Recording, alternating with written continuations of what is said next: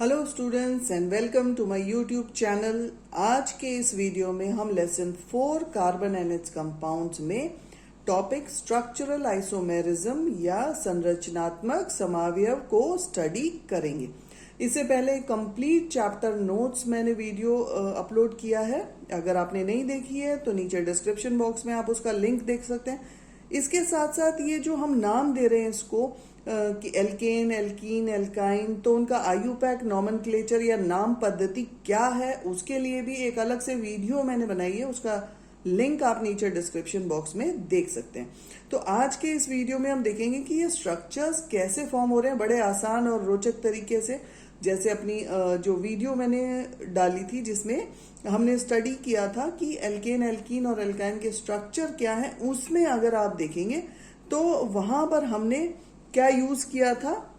जैसा कि इसमें भी आप देख रहे हैं कि ये हमने आटा यूज किया है और आटे के साथ साथ जो है आप माचिस की तीली या इसमें आप जो है झाड़ू की तीली, और ये आप देख रहे हैं ये आटा है। तो आटे का यूज करके हमने ये छोटी छोटी गोलियां बनाई है। अब इससे हम अलग अलग स्ट्रक्चर्स को फॉर्म करेंगे। अब यहाँ पर 3 कार्बन एटम है और इन कार्बन एटम के बीच में आप देख रहे हैं सिंगल बॉन्ड है। सिंगल बॉन्ड मीन्स ये एल्केन है और एल्केन में 3 कार्बन मीन्स प्रोप और एन, तो इसका नाम हो गया प्रोपेन।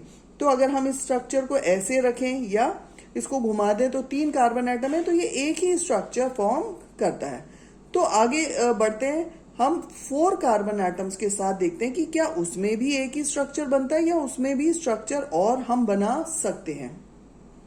तो स्टूडेंट्स ये हमने 4 कार्बन एटम्स अब यहाँ पर लगाए हैं। आप देख रहे हैं 1, 2, 3 और 4 और बीच में सिंगल बॉन्ड है। क्या नाम हो गया इसका? ब्यूटेन। तो एक तो ये स्ट्रक्चर फॉर्म हो गया कि हमने ऑल दी 4 कार्बन एटम्स को एक सिंगल लाइन में यूज किया है। ये हमने इस तरह से इसको लिखा भी है, जैसा कि आप देख रहे हैं कि चारों कार्बन एटम्स एक सिंगल लाइन में है। इसको हमने नाम दे दिया एन ब्यूटेन।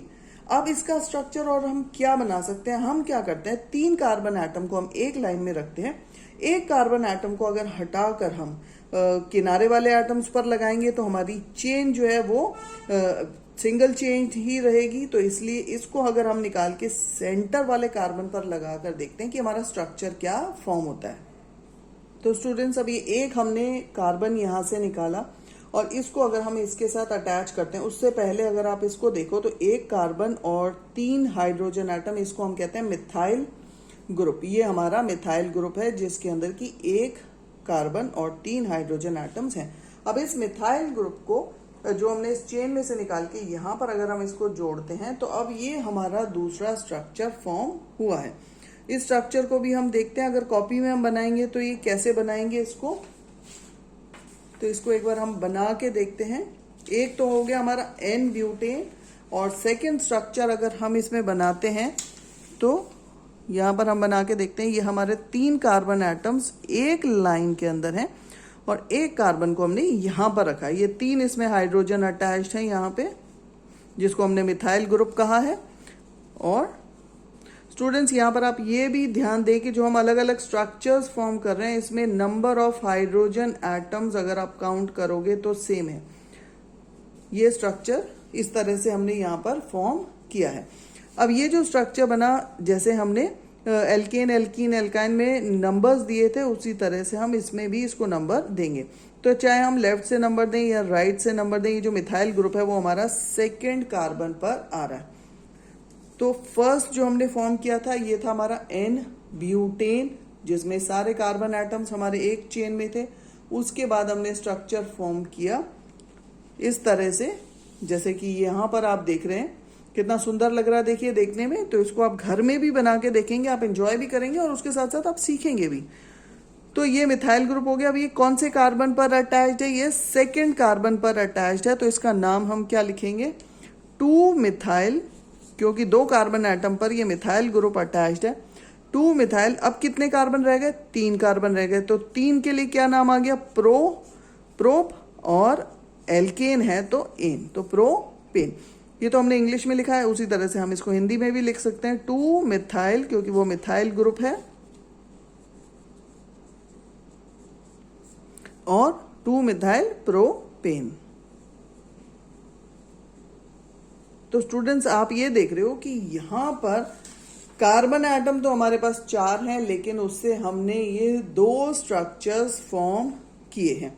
तो अगर ब्यूटेन है तो ब्यूटेन में 2 स्ट्रक्चर्स फॉर्म हो गए। तो एक बार जैसे नॉर्मल ब्यूटेन का हमने हटा दिया, यहाँ पर देखिए 3 4 5 6 7 और 3 10 कार्बन एटम 10 हाइड्रोजन एटम हमारे साथ हैं 4 कार्बन के साथ। अब यहाँ पर हमने क्या किया, स्ट्रक्चर चेंज कर दिया। तो कार्बन तो हमारे 4 हमें नजर आ रहे हैं। हाइड्रोजन भी अगर हम एक बार काउंट करें तो 3 3 6 3 9 और 1 10। तो हमारे पास टोटल 10 कार्बन एटम्स यहाँ पर 10 हाइड्रोजन एटम हैं हमारे पास यहाँ पर। तो अब इन दोनों की अगर हम बात करें तो दोनों में जो है हमारे पास C4 है और H10 है। ठीक है, मींस ये क्या है, मॉलिक्यूलर फॉर्मूला। मॉलिक्यूलर फॉर्मूला दोनों के केस में सेम है, लेकिन स्ट्रक्चर जो है वो आप देख रहे हैं स्ट्रक्चर अलग हो रहा है, डिफरेंट हो रहा है। तो जब स्ट्रक्चर डिफरेंट है, फॉर्मूला सेम है, तो इसको हम क्या कह रहे हैं, स्ट्रक्चरल आइसोमर्स, कि ये स्ट्रक्चरल आइसोमर्स फॉर्म हो रहा है। तो ये हमने देखा ब्यूटेन का। तो एक पेंटेन का और हम करके देखते हैं। अब स्टूडेंट्स ये पेंटेन का हमने स्ट्रक्चर फॉर्म कर दिया। कार्बन एटम्स को हमने एक लाइन में अरेंज किया है, जैसे कि आप देख रहे हैं सिंगल बॉन्ड्स हैं। तो ये 5 कार्बन एटम्स पेंटेन फॉर्म हो गए। अब इसमें हाइड्रोजन कितने हैं, 3 4 5 7 9 और 3 12। तो यहाँ पर आपने ध्यान देना है कि ये एक स्ट्रक्चर इसका फॉर्म हुआ है जिसको हम नॉर्मल पेंटेन कह रहे हैं। अभी हम देखते हैं कि इससे हम और कितने स्ट्रक्चर्स फॉर्म कर सकते हैं। तो पहला स्ट्रक्चर ये है हमारा, जिसमें कि हमने सारे कार्बन एटम्स को एक लाइन में रखा है और इनको जो है नंबर्स भी दिया है 1 to 5। अब देखते हैं कि इसमें से हमें, आप भी सोच सकते हैं कि और क्या स्ट्रक्चर हम बना सकते हैं। तो हमें जो है जो किनारे के एटम्स हैं उनको छोड़ना है। तो बीच वाले इन एटम्स में हमें कोई ना कोई एक, जैसे हमने ब्यूटेन में किया, एक मिथाइल ग्रुप को हम यहां से रिमूव करके अगर हम यहां पर लगाते हैं, ठीक है, अगेन ये कोने वाला एटम है तो इसमें हम नहीं लगाएंगे। हम इस मिथाइल ग्रुप को अगर हम यहां पर अटैच करते हैं, अब आप ये देखिए यहां पर हमने ये मिथाइल ग्रुप को अटैच किया है और ये हमारा बन गया सेकेंड स्ट्रक्चर। तो ये स्ट्रक्चर, ये मिथाइल ग्रुप है, ये जो ग्रुप है जिसमें कि 1 कार्बन और 3 हाइड्रोजन एटम्स हैं। So this is methyl group. अब यहां पर हम काउंटिंग कैसे करेंगे, देखिए यहां से अगर हम काउंटिंग करें 1 2 3 एंड 4, तो थर्ड पर ये मिथाइल ग्रुप आ रहा है। और अगर इधर से काउंटिंग करते हैं तो सेकंड पर मिथाइल ग्रुप आ रहा है। तो हमारी काउंटिंग यहां से होगी।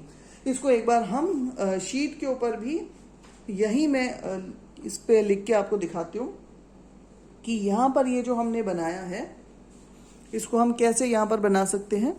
देखिए 1 2 3 4 और ये 5 कार्बन एटम्स हमारे पास हैं।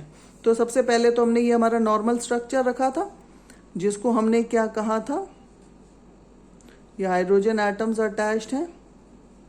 हमने इसमें काउंट भी किया था, हमारे पास 5 कार्बन एटम्स हैं और हमारे पास 12 इसमें हाइड्रोजन एटम्स हैं, जिसको हमने नाम दिया था एन पेंटेन। इसको हम हिंदी में भी लिख देते हैं पेंटेन। अब ये तो हमारा एक स्ट्रक्चर फॉर्म हो गया। अब सेकेंड स्ट्रक्चर में हमने क्या किया, इस मिथाइल ग्रुप को यहां से ऐड कर लिया। तो सेकेंड स्ट्रक्चर जो हमारा फॉर्म हो गया वो हमारा है 1 2 3 और 4 कार्बन एटम को हमने लाइन में रखा और एक मिथाइल ग्रुप को हमने यहां पर अटैच कर दिया। ठीक है, तो ये हमारा सेकेंड स्ट्रक्चर फॉर्म हो गया। ये हाइड्रोजन एटम्स आप देखेंगे, काउंट करेंगे तो हाइड्रोजन एटम्स हमारे 12 ही होंगे। अब काउंटिंग अगर हम करें 1 2 3 4, कोई कहेगा कि यहां से भी काउंटिंग कर सकते हैं, तो कर सकते हो आप, लेकिन जो है हमें ये देखना है कि मिथाइल ग्रुप को लोएस्ट नंबर मिलना है। तो यहाँ पर 2 नंबर मिल रहा है और यहाँ 3 नंबर मिल रहा है। तो हमारा ये काउंटिंग करेक्ट है, ये काउंटिंग गलत है। अब जो है सेकंड पर हमारा मिथाइल ग्रुप है, तो इसका नाम हम यहां पर क्या लिखेंगे, 2 मिथाइल। अब ये मिथाइल ग्रुप तो हट गया, ठीक है, ये हट गया। तो बाकी कितने बचे, 1 2 3 4 कार्बन बचे। उसी तरह से यहां पर भी 4 कार्बन बचे। तो 2 मिथाइल, इसका नाम क्या हो जाएगा, ब्यूटेन। ठीक है। और ये जो स्ट्रक्चर हम देख रहे हैं एक कार्बन के साथ 1 2 3 कार्बन एटम्स जो अटैच्ड हैं, उसको हम क्या कह रहे हैं, उस स्ट्रक्चर को हम कहते हैं आइसो। तो इसका जनरल नेम जो है वो हो जाएगा आइसोपेंटेन। तो जनरल नेम में तो हम पांचों ही कार्बन एटम्स को जोड़ेंगे तो ये आएगा आइसोपेंटेन। और जब हम आयुपैक नेम लिखेंगे तो 2 मिथाइल ब्यूटेन, ये कार्बन अलग आ रहा है और ये एक चेन में आ रहा है, this is 2 methyl butane. Hope students ये क्लियर होगा आपको। लेकिन अभी आप देख रहे होंगे इसमें एक स्ट्रक्चर और फॉर्म हो सकता है, ठीक है। तो उसको ट्राई करते हैं कि वो स्ट्रक्चर क्या हो सकता है। तो अगर मैं ये वाला यहां से मिथाइल ग्रुप अगर मैं इसमें से ये एलिमिनेट करूं, ठीक है, अगर ये मिथाइल ग्रुप में यहां से एलिमिनेट करके अगर इधर लगा दूं तो देखते हैं कि क्या होता है, ठीक है। यहां से मैंने ये मिथाइल ग्रुप हटा के अगर इसको सेंटर वाले कार्बन से अटैच कर दिया, वैलेंसी हमें सेटिस्फाई। अब आप देख रहे हैं कि यहाँ पर हमने जो है कोई भी हाइड्रोजन को एलिमिनेट नहीं किया है, उतने ही हाइड्रोजन एटम्स यहाँ पर लगे हुए हैं, ठीक है। अगर आप काउंट करो 3 3 6 3 9 एंड 3 12, तो ये एक और देखिए कितना सुंदर सा स्ट्रक्चर फॉर्म हुआ है। अब इसका नाम क्या हो सकता है। अब एक कार्बन के साथ जब 2 और 1 3 जुड़े हुए थे तो हम उसको कह रहे थे आइसो। अब यहां पर इस कार्बन के साथ एक और कार्बन आ गया, यानी एक कार्बन जो है वो 4 कार्बन के साथ अटैच्ड है। तो इसका नाम हम क्या देंगे, इसका नाम हम रखेंगे नियोपेंटेन। सबसे पहले इसका स्ट्रक्चर हम बना देते हैं। हमने कैसे बनाया है, हमने ये 3 कार्बन एटम्स तो रखे लाइन में, एक ये मिथाइल ग्रुप हमने नीचे इसमें ऐड कर दिया, ठीक है, और एक मिथाइल ग्रुप हमने ऊपर इसमें ऐड कर दिया, ठीक है। और अब यहाँ पर इस कार्बन के साथ भी हमने 3 हाइड्रोजन एटम्स को अटैच कर दिया, ऐसे ही यहाँ पर भी हमने 3 हाइड्रोजन एटम्स अटैच कर दिए। तो ये हमारा स्ट्रक्चर। अब देखो बुक में जब आप ये स्ट्रक्चर देखोगे आपको लगेगा भाई क्या बना हुआ है, इतना मुश्किल सा लग रहा है, लेकिन जब ये आप अपने हाथ से बना के देखोगे तो आपको समझ में भी आएगा और उसके बाद आपको ये बनाना आसान लगेगा। तो इसका जो है इसका नाम क्या होगा, इसका नाम होगा नियो। इस तरह का स्ट्रक्चर जिसमें एक कार्बन जो है वो 4 कार्बन एटम से अटैच्ड है, तो उसको हम कह रहे हैं नियोपेंटेन। हिंदी में भी इसका नाम ऐसे ही लिखेंगे हम, नियोपेंटेन। और आयुपैक नेम इसका क्या हो जाएगा, अगेन काउंटिंग करोगे दोनों साइड से काउंटिंग करोगे सेम है। सेकेंड कार्बन एटम पर आप देखिए कि यहाँ पर जो है 2 ग्रुप्स हैं, एक ये मिथाइल ग्रुप है, ये वाला मिथाइल ग्रुप है एक, और एक ये वाला मिथाइल ग्रुप है। तो दो हमने क्या लिख दिया, 2 बार 2 लिख दिया, 2 2, तो 2 ग्रुप हैं तो इसलिए लिख दिया डाई मिथाइल। अब पेंटेन नहीं लिखेंगे यहाँ पर क्योंकि ये 2 मिथाइल ग्रुप तो निकल गए, तो कितने कार्बन बचे हमारे पास, यहाँ पर 3 कार्बन बचे, तो 3 कार्बन यानी प्रोपेन। हिंदी में भी इसको हम यही बोलेंगे 2 2 डाई मिथाइल प्रोपेन। तो ये इसका जो है आयुपैक नेम होगा। होप स्टूडेंट्स ये आपको क्लियर होगा। और इसके साथ साथ अभी जैसे मैंने पेंटेन तक स्ट्रक्चर बनाया, आप हेक्सेन का भी अपने आप बना के देखें कि कितने उसके आइसोमर्स बनते हैं। और कमेंट सेक्शन में जरूर आप मेंशन करें कि आपने हेक्सेन के कितने आइसोमर्स बनाए हैं और कैसे बनाए हैं, आपने क्या क्या मटेरियल यूज किया है।